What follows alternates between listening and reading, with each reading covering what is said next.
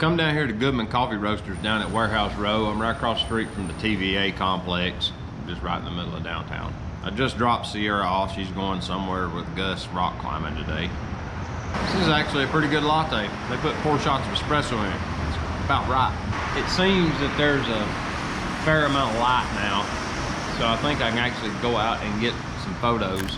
They won't be on ISO 63 million. I brought my camera bag. I might change lenses, I don't know. But for right now, I'm running the 55mm f1.8 because it has lots of aperture and it's kind of still overcast. It's trying to, you know, it's a little rainy. Let's go outside and play with something.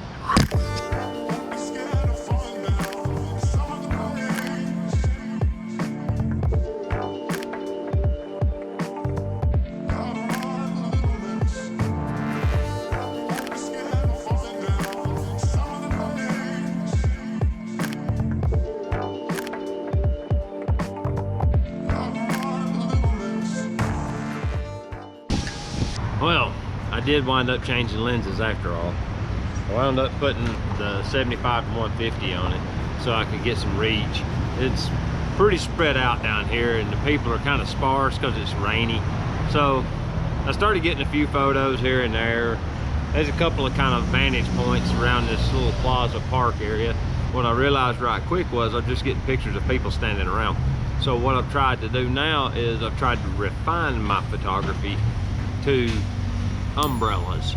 That's my goal for this. There's a gentleman right over here walking with his rolled up, got his coffee. I want to get open umbrellas if possible, kind of like this one. It's a little more interesting story if you have the umbrella in the frame, and other than it's just really overcast. You don't know if it's really early morning. It doesn't tell as near good of a story unless that umbrella's there. So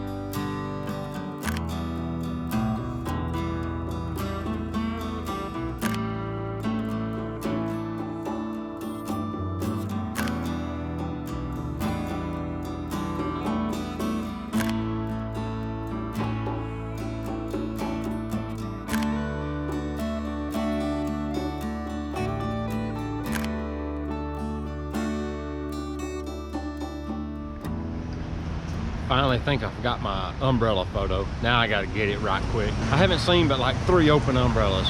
One, I was drinking my bottled water, so I didn't get a shot of it. But this person's standing on the street corner over here waiting on the light to change.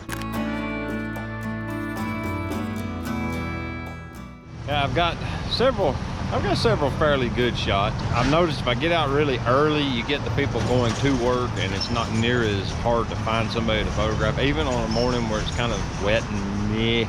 You know, one of the toughest things to figure out with street photography is finding a good background or a good backdrop. It ain't just point and shoot. I got several interesting photos today. They're not that interesting because the backdrop wasn't interesting. I started looking for backdrops to kind of frame my subjects with, and after I did that, things started to look a little better. Scout the area first, and if you scout it, you can actually kind of figure out what looks good, what don't, what kind of color areas are better, what areas would look better for black and white, you know, things like that, and try to make mental notes of those areas, and then that way you can go back to them later. It's trying to rain again. The drops of rain are falling between me and the camera. All right, I've got about 15 minutes before my meter runs out. I got to make it back to the truck.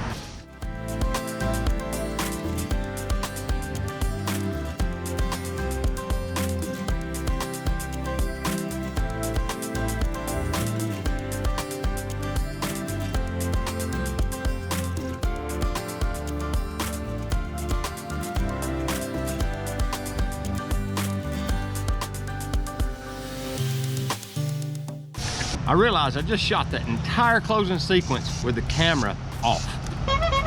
Okay, I hope you enjoyed my little adventure into street photography in Chattanooga. I'm trying to come up with a little more of an interactive way to bring you guys along, let you see what I'm trying to do here. You know, if you like these videos, let me know. Drop me a comment and tell me. If you want to go on a street photography journey with me, drop me a comment or shoot me an email. It's in the description. This is David, the Georgia photographer, and I appreciate you watching. And if you like the video, I'd appreciate that thumbs up. I really would.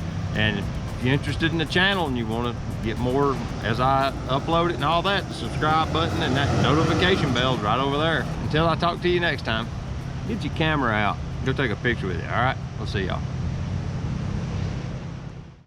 Just as I suspected, the XT3 has focus bracketing too.